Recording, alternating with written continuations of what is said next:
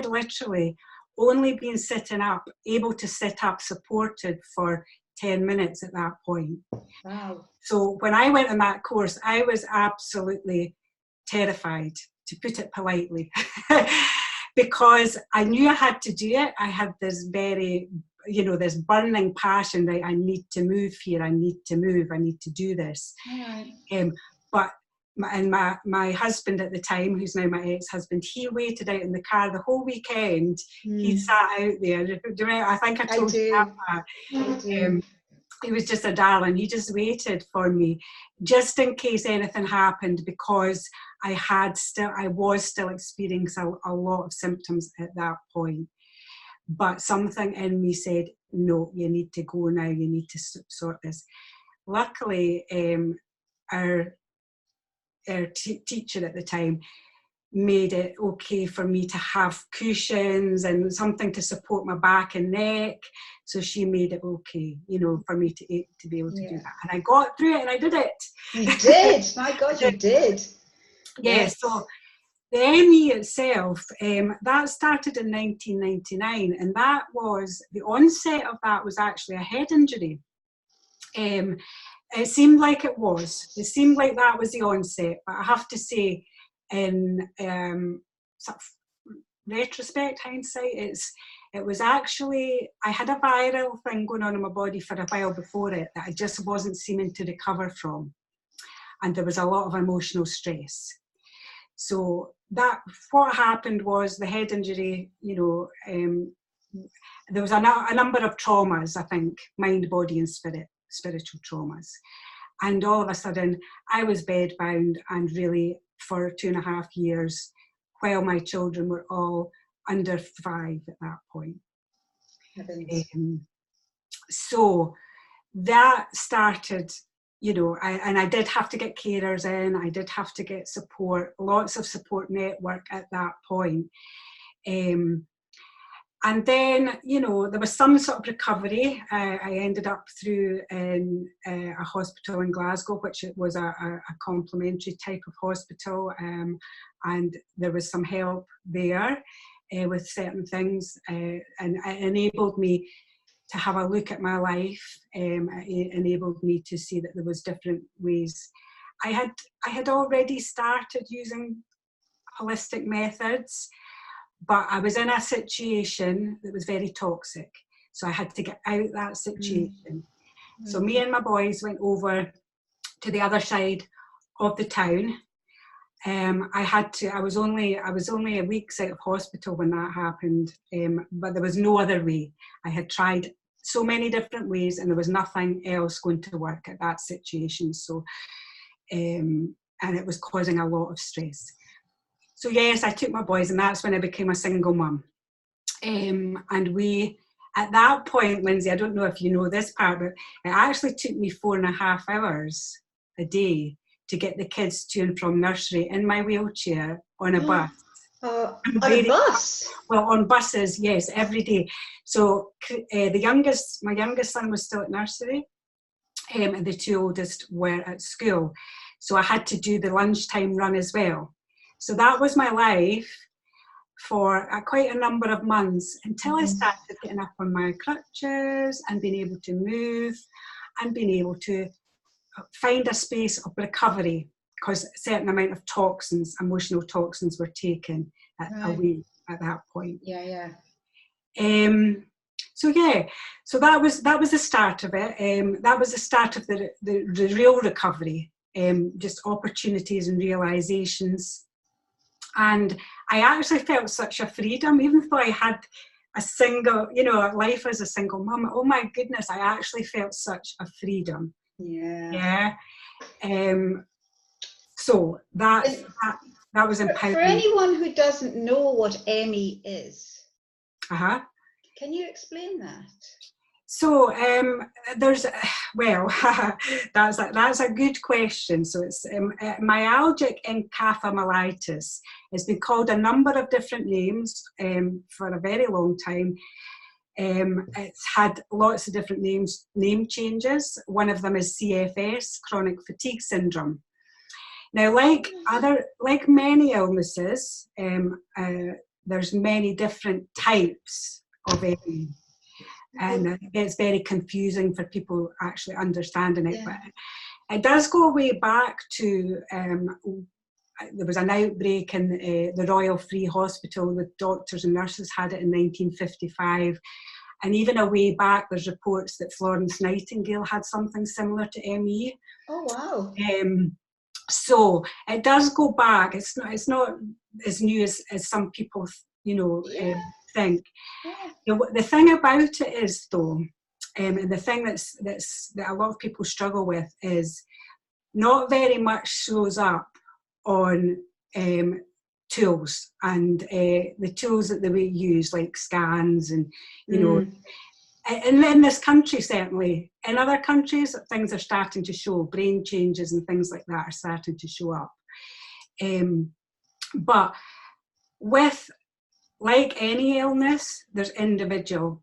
See, I think all illness is it's a label. It's a label. So we all have our own symptoms within these labels. Yeah.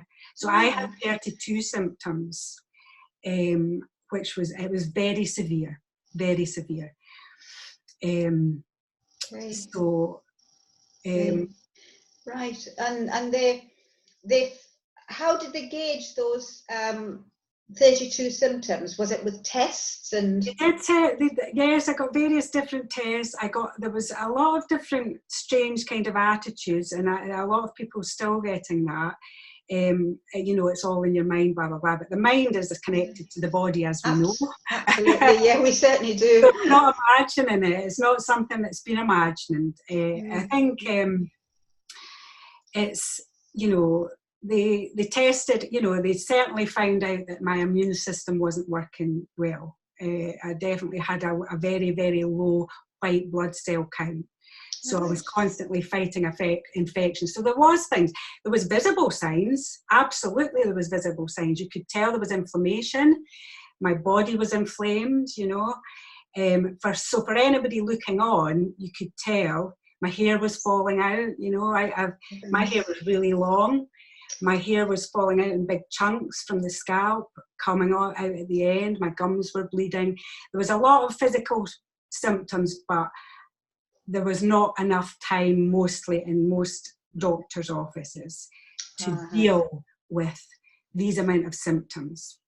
Right. So I got put on drugs for the pain. There was a lot of pain, and that's another thing that chronic fatigue syndrome, the name doesn't really address, because I had a lot of pain. I was in agony, and my systems all broke down. None of my systems, they were all dysfunctional, all of them. Right. I couldn't speak, I couldn't read, I couldn't stand light. So that was it, when I say that, it's not a case of, I can't stand the light. It was actually made me really sick and dizzy, and noise, a very minute noise, would make it feel like my insides were being grabbed and shaken about. Goodness. It was my nervous system. It was just overreacting all the time. It was very, very sensitive. That must have been scary. Really scary, because I had a lot of problems with my heart. It was really, really scary. Right. So I had that for 2.5 years, and then, as I said, I left. And I sorted out my situation, and I started to study complementary therapies. So, and that was, I went to college and I did that, and by that time I sorted out an arrangement with the boys so they could get to school. So life, became easier, and a lot of things changed. There was still a lot of trauma throughout the years because of the type of relationship I left and things surrounding that. Which I won't go into because there's a lot. we would be here for weeks, but we'll not do that. So yeah, there was still continued stress, and eventually 2000. So I had days, weeks, months where I was still sort of bedbound, over and above that. Then in 2009, what happened was I got swine flu, and it started all over again. So I was mild and moderate, you know, over the years. Yeah, Never completely well. But when I got the swine flu, my body just went crazy, all the symptoms, and really a lot worse. Now, what happened then was I had been dealing with quite a lot of stigma and lack of support, you know, extended family, don't have any of that. So realizations about trauma and how it manifests in the body. A lot of things were coming to the forefront about things like that, adverse childhood experiences. And what happened was I ended up then, not with just severe ME, I ended up with endometriosis, post-traumatic stress disorder, a severe anxiety disorder that was horrendous, and IBS. So I ended up on 178 drugs. And that was, I was nearly not here quite a few times. That, you know, really, there was time. Now, this now starts to become, sounds strange, but this now starts to become a blessing, because what happened was I started to recognize that drugs were very, very toxic for me. And this happens to a lot of people with ME. They're very sensitive to chemicals, drugs, you know, electromagnetic stress from you know, lights, computers, phones, things like that. So I was the same, and so I ended up a big concoction of drugs and side effects, and drugs for the side effects and things like that. So, of course. So basically, what I had to wean myself off of these and detox my body, which took a number of years. So again, like I said, that was where the condensed another 2.5, 3 years of complete bedbound.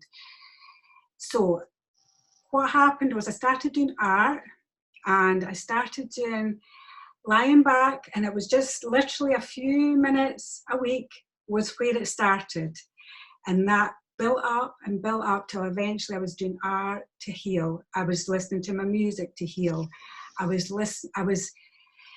Through time, I did so much art. And then I realized that I was suppressing a lot of my light. And it was killing me. It was actually killing me. So I started to see my illness from a completely different perspective. How interesting. Yeah. So, and these things that were coming out, it was almost like I was flat on my back in my bed to realize things. And I had visits from angels. This is when it starts to be, I was studying over the years, right? So I was studying, I was passing exams, you know. I was doing a lot of intense work with all my different therapies that I was learning about. But there was a spiritual aspect, because I had pushed God or any, you know, I'm not talking about religion really, the spiritual aspect. But a higher energy. Yeah, because I had thought, well, you know, like a lot of people do, but, you know, I've been through so much, there can't possibly be a God. Yeah. Anyhow, so I got my life saved one night. And I had visits from angels, and that was like being in an emergency room and having the angels there. That I could go on forever about explaining that, but it was just beautiful. Wow. And that was like my spiritual awakening. And then after that, I started to find that I had other gifts that I had to suppress. Interest. Yeah. So that in itself brought forth a whole load of new things. But, you know, when I was doing my writing, when I was doing my art, I was also arranging, you know, things like community projects for the children, community art and music and drama projects out in nature. I think we've spoken about this before. So it's like as if you had to go through that traumatic time. Yeah. It was the only way that your body was able to say, look, will you just listen to me, please? I'm here to help you. Exactly. And you did. You made the effort. You had that feeling inside of you, and you kept going. Yeah. But I always knew, like we were talking, you know, what about that as well was I was always helping people ever since I was such a young child, ever since I was knee-high to a grasshopper really. I was what they would call now as a young carer, you know. Yeah. So I was always helping people. So I always had this pull. I always had this mission and purpose anywhere I went. So it was really, really hard for me just to lie there and think about myself. Really hard. Yeah. Like not really, you. really hard. So I had to learn to nurture myself and find a tribe that was supportive, you know. And did you? I hadn't had that. Yeah, I did. Yeah. Yeah. Yeah. And that's because of the way that I had been conditioned, I was going into areas and situations that were still toxic. And that was a big thing, apart from helping myself, you know, detox through, you know, different types of food and take down the inflammation in my body. Because that's where I had to start. I had to take down inflammation in my body and become more pure with what I was eating. So is that how you came about the products that you make now and your business? Yes, because that was one of the things apart from the therapies that I studied to help myself and others. That was one of the things that kept coming up as well, that the products that we would buy, that we put on our skin, 60% of what we put on our skin gets absorbed into the bloodstream.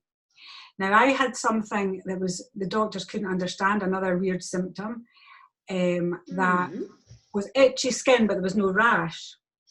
And so I realised that there was some things in products like toothpaste, and there was a thing called sodium lauryl sulfate.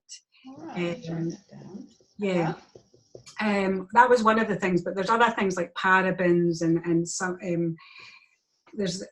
I've written some things in my blog. I'll not go into all that in my Facebook, but there's a lot of different toxic chemicals in certain products that we think are natural, but they're not. I mean, they can say 1% natural ingredients can be in a product, and it can be said that it's natural. Seriously? Only 1%, yeah.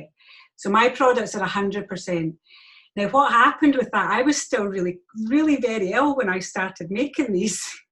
And I remember at the time, my husband, I'd go through my wheelchair, sat on my, you know, the perching stool that you get when you, I don't know if you know, but had various different aids like bath lifts. I know what you mean. So I'd stir it for a wee while, he'd stir it for a wee while, I'd stir it for a wee while. I had to move with this. I had to make these products. And were you making them for yourself, or did you really want them to get out there to people? No, I was making them for myself, but there was people around me with eczema, psoriasis, dermatitis. They were all really struggling with the chemical-laden products they were being given, and it wasn't helping their condition. We touch of, you know, just like drugs as well, there's some life-saving drugs, but some things are being overprescribed, and they're causing problems. They're really causing problems. They're not giving the body a chance to heal properly. They're masking over the symptoms. And this is where it comes in, listening to your body. Your body speaking, and you set up a dialogue with your body. And that's what I did. I set up a dialogue, asked my body what it needed. What do you need? And became friends with it. Became friends with my body so that I could understand what was going on. So you were listening to your intuition, weren't you? Yeah. And that's your body speaking and trying to help you. Yeah. So definitely that's a big thing. So the products came about. I've got 48 products now. And there was a lot of different things to do with that over the years, because you've got to get them assessed by a cosmetic chemist. You've got to register them on a cosmetic portal. But yes, I made my recipes, and I thought very long and hard about what to put in them. Did a lot of research and did a lot of testing with my lovely human friends and family. As we do. As we do, yes. So that's where that started, really. But again, and the same with the art. So these things all helped me recover. Going swimming, even swimming, it was only 3 minutes at a time when I first started. It seemed hardly worth it. It really did. It seemed hardly worth all. Got movement going. Yeah. And that was the things. I was able to not put pressure on my joints, but still move my body. So yes. So over time, the things that I studied were naturopathy, reflexology, aromatherapy, psychology, philosophy, and angelic Reiki, oracle card readings, and that's an interesting one, because I didn't see that one coming at all. And it's spiritual guidance for people from their spirit guides and their angels, and they're read through the cards. So basically, the cards come out. People choose the cards themselves. I bring in their angels and their spirit guides, and they get given messages. Now, the angels and spirit, they are specific angels and spirit guides. So I act as the channel. And it's the same when I'm doing Reiki. I'm acting as a channel for unconditional love to come through. And I see lots of things that are going on with people's bodies and what the angels are doing. And also I get channeled messages when I do Reiki as well. So it's all been very helpful for people on their spiritual path with the information, because you would have to be there to see it, because a lot of the information I just wouldn't know, because people are coming in, they're strangers, and I wouldn't know any of this. Mm-hmm. So even the most skeptical of people can go away going, whoa. How did you know that? How did you know that? How did you know that? Oh, yeah, right, okay. So that's been very interesting for me, and I feel very honoured actually to be in the position to do that. Where you are. So what is you've certainly been challenged. Yeah. That's for sure. And life at the moment is a little bit easier. I'm not going to say it's perfect, because nobody's life is perfect, but yours is more of a challenge. In your life, what is the biggest challenge that you've had to face, and not your ME? What else has really pushed you on? The biggest, because you were in a marriage. Yeah. A toxic marriage. So that would have taken you a while to. Oh, that took a long time. There was a lot of trauma, continual trauma, and not just for me. Yes. Yes. Not just for me, and actually for others. When it's your children, it's worse. So there was So what pushed me on, the challenging part? I would say that's one of the challenging parts of something like that, because your children, I love my children, so much. Yes, yeah, we do. And certainly the thing about it was one of my biggest things was I had such a traumatic childhood. I wanted to make sure that they didn't. Right. It's and we can only do what we can do. Yes. It's not everything's within our our control with that side of things. Yes. But I just, certainly my love, what pushed me on, the challenging part was finding out about different fears and how to overcome them. Fears never stopped me from doing anything. I have to say that. They never stopped me from doing anything. But there was a lot of things that affected me that I didn't know about. The challenge was to find myself again, to be confident with myself, and to be confident with how I felt, because there was a lot of tests along the way. There was one of the biggest challenges with ME is the stigma. That can be worse than the actual condition itself. Right. You mean people saying that it's just all in the head and just poo-pooing it? there's a lot of bad reports about it, and people being lazy. And actually, you know what? I'm the total opposite of lazy. In fact, if anything, I try to, through my life, I would try too hard, and that sometimes I had to learn to be careful of that, because I have a lot of things going on. I'm very creative.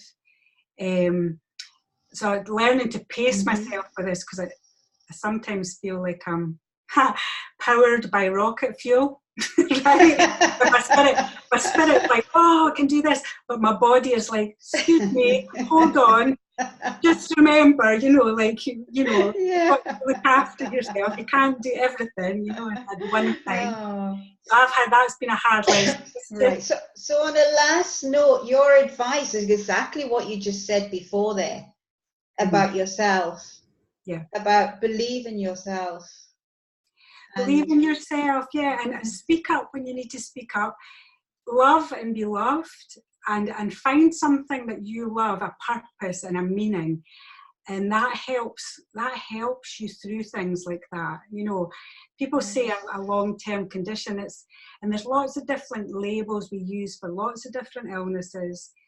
When people come to me for a therapy, yes, I have to listen to their label, I have to hear about their medication, but I find out what they need, and I find out how their symptoms are affecting them, and how we can help empower them with their particular life. So I use the skills that I've learned, the qualifications that I've got, but I also use my intuition a lot.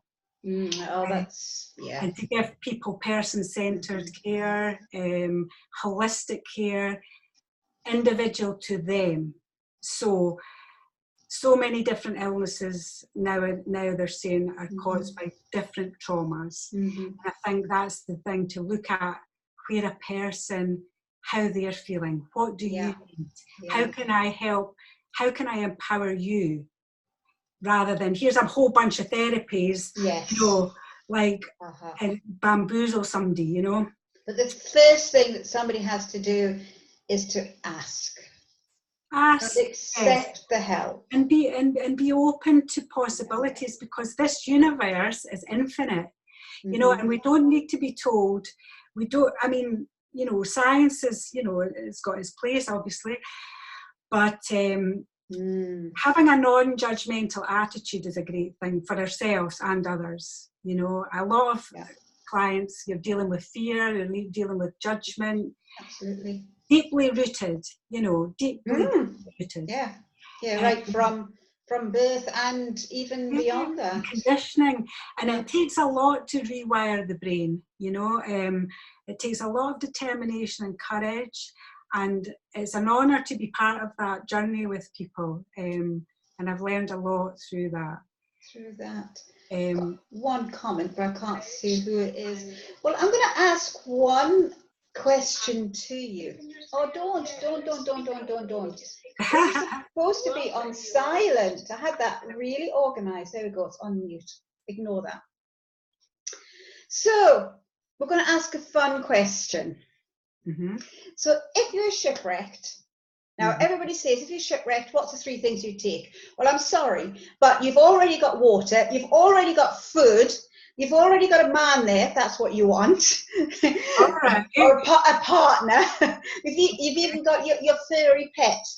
So then 2 items that you would take with you, but you've got everything else there. So I've got my human needs met. I don't, right?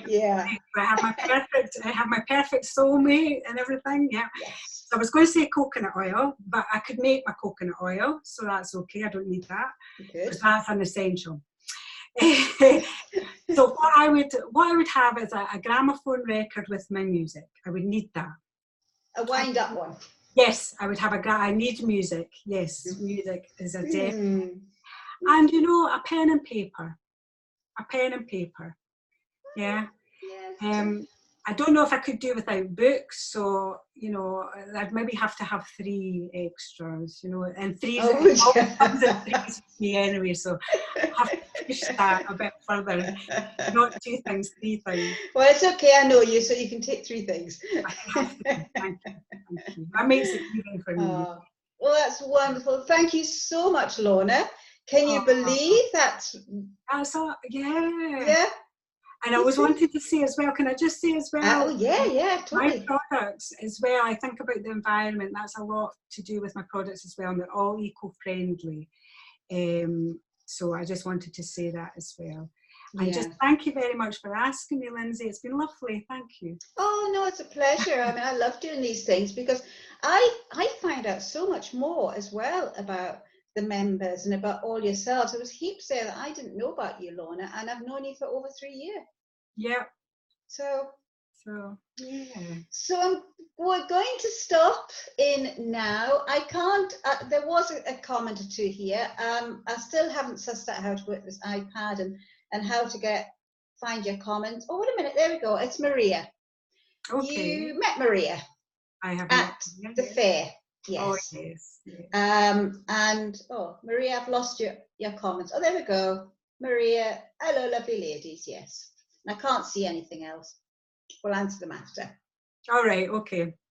So I'm going to stop being in now. Lorna and I are going to carry on chatting for a wee while. So thank you very much for coming to this episode of, I've got to write this down, it's too many words. The Now Members Facebook Live interview chat. And we'll catch you another time. Any questions? Pop them in the comments box. And I've got Lorna's links up in the introduction. If you want to ask Lorna any questions, then feel free to ask her, because I know she'd love to tell you about anything and everything. And sorry, Lindsay. I didn't get a chance to mention about my wellbeing workshops, but people can go onto my website and see what they are, because that's another way of connecting with the community, because I found that really difficult after being isolated for so long, connecting with others and finding a sense of community. So that's what the wellbeing workshops are about.